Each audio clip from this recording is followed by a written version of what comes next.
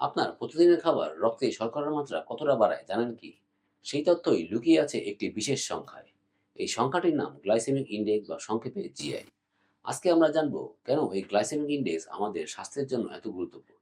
Glycaemic index হলো carbohydrate যুক্ত খাবারকে র্যাঙ্কিং করার একটি পদ্ধতি। এটি পরিমাপ করে যে খাবারটি খাওয়ার পর কত দ্রুত সেটি গ্লুকোজে পরিণত হয়ে আপনার রক্তে শর্করার মাত্রা বাড়াচ্ছে। গ্লাইসেমিক ইনডেক্সের স্কেল হলো 0 থেকে 100। বিশুদ্ধ গ্লুকোজকে এখানে 100 মান হিসেবে ধরা হয়।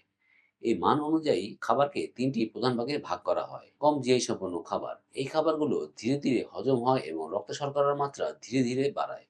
যেমন ডাল, মটরশুঁটি, আপেল, ছোলা এবং অধিকাংশ শাকসবজি।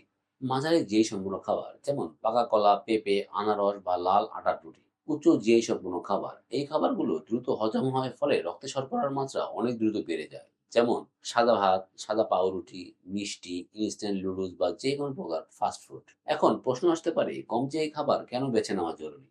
এটি মূলত আমাদের ৩টি স্বাস্থ্য সুবিধা দেয়। প্রথমত, ডায়াবেটিস নিয়ন্ত্রণ করে। এটি রক্তের শর্করার হঠাৎ ওঠানামা নিয়ন্ত্রণ করে। দ্বিতীয়ত, ওজন নিয়ন্ত্রণে রাখতে সাহায্য করে। কম জিআই খাবার আপনাকে দীর্ঘ সময় ধরে পেট ভরা রাখে, ফলে অতিরিক্ত খাওয়ার ইচ্ছে কমে যায়। তৃতীয়ত, এই খাবারগুলো ধীরে ধীরে শক্তি যোগায়, ফলে আপনার ক্লান্তি বা দুর্বলতা সহজে আসে না এবং আপনি সারাদিন সতেজ থাকতে পারেন। তবে একটি জরুরি বিষয় মনে রাখবে, জিআই খাবারের একমাত্র মানদণ্ড নয়, কোনো খাবারের সামগ্রিক পুষ্টিগুণ দেখতে হবে। উদাহরণস্বরূপ, যেমন ডার্ক চকোলেটের জিআই অনেক কম, কিন্তু এটি উচ্চ ফ্যাট যুক্ত। আবার গাজরের জিআই মাঝারি হলেও এটি পুষ্টিগুণে ভরপুর। তাই শুধুমাত্র জিআই এর দিকে না দেখে খাবারের মোট কার্বোহাইড্রেট, ফাইবার, ফ্যাট এবং প্রোটিনের মতো সামগ্রিক পুষ্টিগুণ বিবেচনা করুন। সুস্থ থাকুন, ভালো থাকুন, প্রকৃতির মাঝে থাকুন।